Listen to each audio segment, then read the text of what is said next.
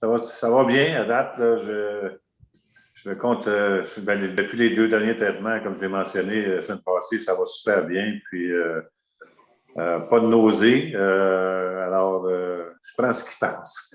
Je prends ce qui passe parce que c'est pas évident. Des semaines ou des traitements, tu fais le moins bien que d'autres. Puis, mais on me dit que c'est normal. Alors là, ça va bien. Puis, j'espère que ça va continuer.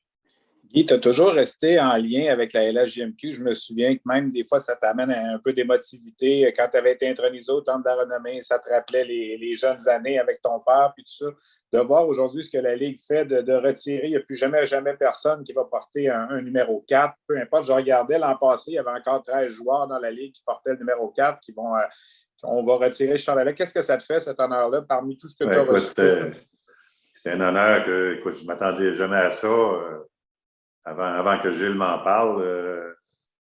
Mais écoute, je me sens vraiment privilégié d'avoir cet honneur-là. Puis, tu sais, les honneurs individuels, comme j'ai toujours mentionné, mais c'est en jouant avec des joueurs de super élite que tu atteins tes buts. Puis pour moi, bien, écoute, les Remparts de Québec, ça a été des gars comme Michel Brière, Régent Giroux,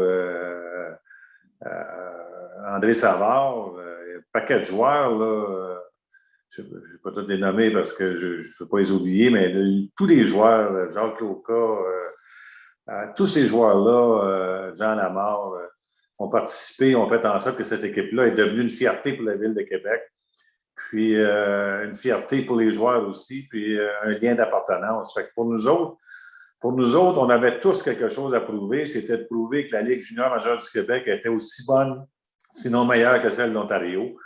Puis qu'on n'avait rien à envier à la Ligue de l'Ouest ou à la Ligue d'Ontario. Alors, je pense qu'on a atteint notre but.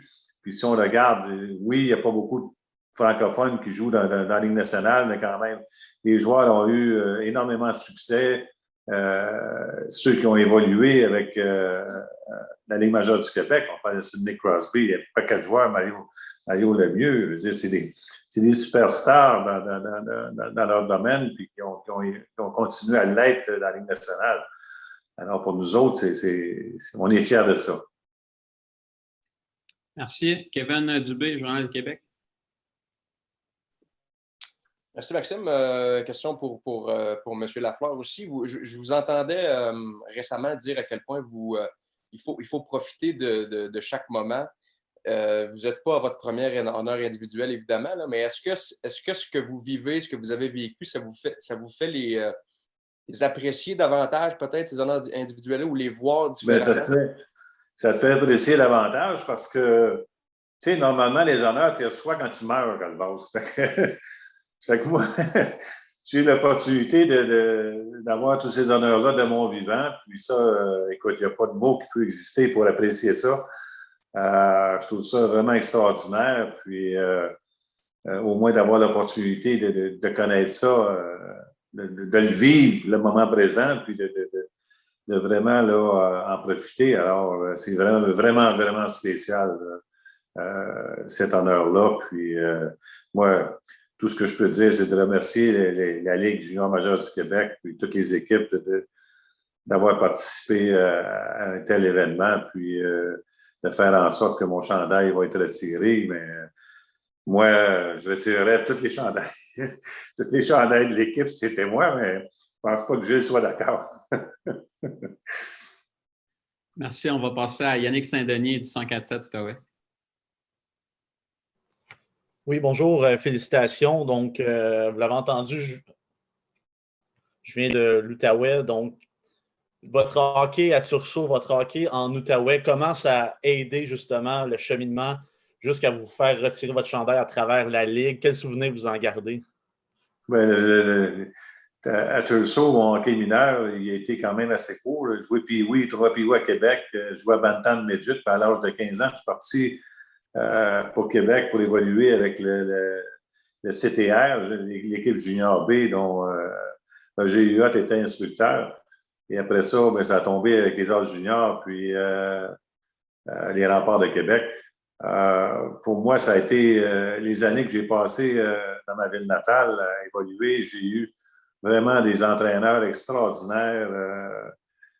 Dans ce temps-là, c'était les frères d'Instruction chrétienne qui s'occupaient du hockey mineur avec le gérant de l'Arena qui était Jean-Paul Meloche à l'époque. Puis Jean-Paul, il me laissait à tous les fins de semaine, à 6h, 7h le matin, aller sur la patinoire de l'Arena pour que je pratique mes lancers. Puis, je veux dire, tu sais, j'ai été quand même très, très choyé, je pense, en tant que jeune, concernant toute l'aide que ces gens-là m'ont apportée. Puis, c'est ça qui a fait en sorte que ça m'a motivé à poursuivre mon rêve qui était de jouer un jour dans la Ligue nationale, même si je venais d'un petit village. Je me suis dit, ben écoute, je vais mettre les chances de mon bord, puis je vais tout faire pour réussir. Puis, écoute, j'ai été chanceux, puis il y a de la chance là-dedans, tu sais, de ne pas avoir été blessé, mais quand même, je suis très, très, très, très content, puis très... je me souviens, je veux dire, tout ce qu'ils ont fait, ces gens-là, là, je ne peux pas l'oublier, là. Merci. On va poursuivre avec Étienne Malouin de TVA. Oui, bonjour à vous. Félicitations, M. Lafleur. Merci. Encore aujourd'hui, avec peut-être les moments plus difficiles dernièrement, est-ce que le soutien des gens de l'Outaouais, le soutien des gens de Thurso, vous le sentez encore? Vous avez encore les échos des gens de la région de l'Outaouais? Oui, je le sens encore. Parce que j'appelle ma mère régulièrement, puis ma mère à 80, elle va avoir 90 ans, puis je pense qu'elle est pas mal plus en forme que je peux l'être. Mais elle me dit tout le temps, écoute, les gens de la région font tous des prières pour toi, puis on va faire en sorte que tu guérisses éventuellement. Alors, non, j'ai toujours des nouvelles, des bonnes nouvelles de la part des gens de la région. Puis, je me considère vraiment chanceux d'avoir un support comme ça. On poursuit avec Hugo Gigard, de la presse canadienne.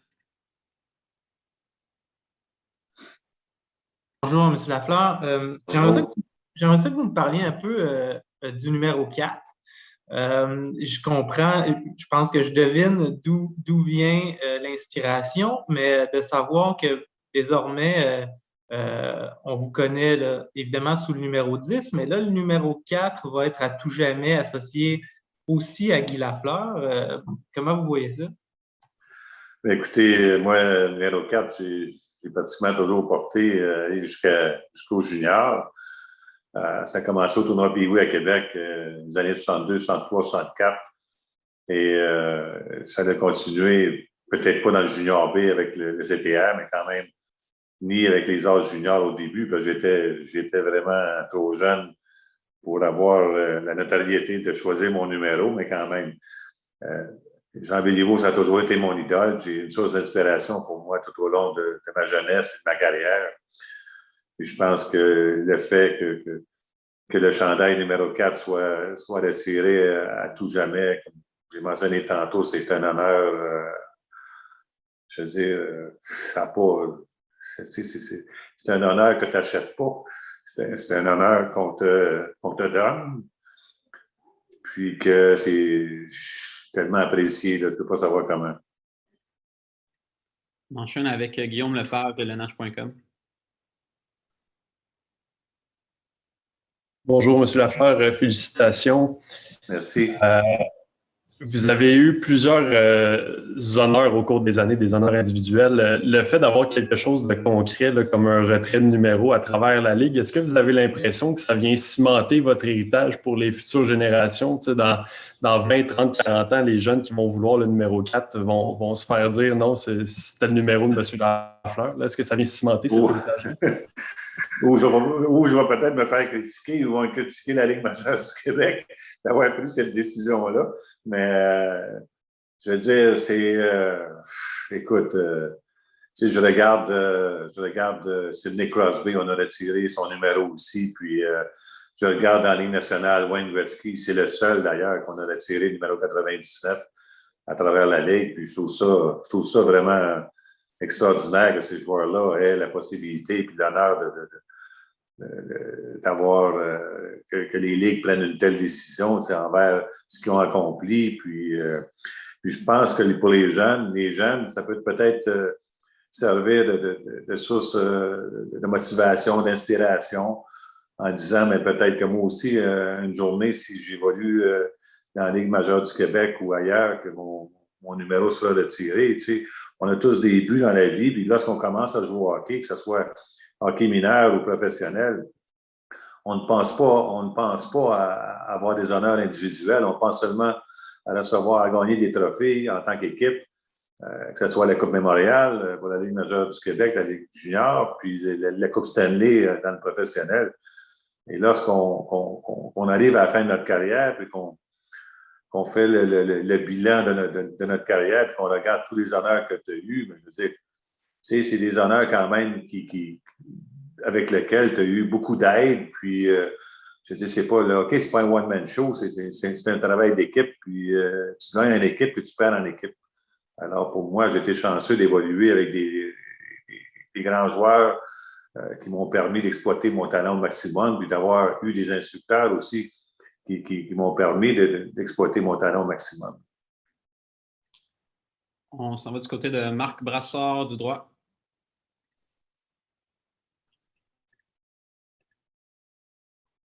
Oui, bonjour Guy, félicitations. Merci. Juste pour vous rafraîchir mes mémoires, je me souviens bien, tu avais le choix quand à environ 15 ans, les 77 d'Ottawa t'avaient approché également, je pense, pour peut-être aller jouer en Ontario. Oui, les Ottawa 67, oui.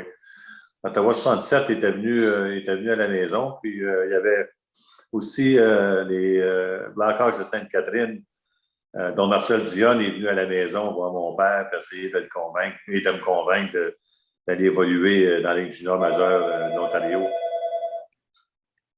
Évidemment, ça tout a bien tourné pour toi maintenant. Je pense que moi, mon choix, il a été pris lorsque j'avais 10 ans avec l'équipe Rockland. La première année, je suis allé au tournoi Pigou à Québec. C'était avec l'équipe Rockland. C'est là que j'ai dit, moi, si je vais aller à Québec, puis je me souviens parce qu'en 63-64, on est retourné avec la ville de Thurso parce qu'on battait Rockland. On avait gagné les 3 années la classe C. Puis une année, on s'est rendu en grande finale. Puis moi, j'ai toujours dit à mon père, écoute, j'ai broyé 2 ans pour aller à Québec. À ce moment-là, j'avais 10 ans, 11 ans, 12 ans. Mon père me trouvait trop jeune. J'étais le seul garçon de la famille. J'ai 4 sœurs. Alors, c'est là qu'il a dit à 14 ans, tu vas aller à Québec, ben, on va s'organiser pour que tu ailles. À 14 ans, je suis parti à 14 ans. Je tombais sur 15 ans. Et en 1966, toute l'année, j'ai broyé, m'a retourné chez mes parents. Fait que, moi, je me souviens que mon père m'avait dit, t'as broyé pour y aller, tu vas rester là. Alors, je pense que c'est la meilleure décision qu'il a prise dans sa vie.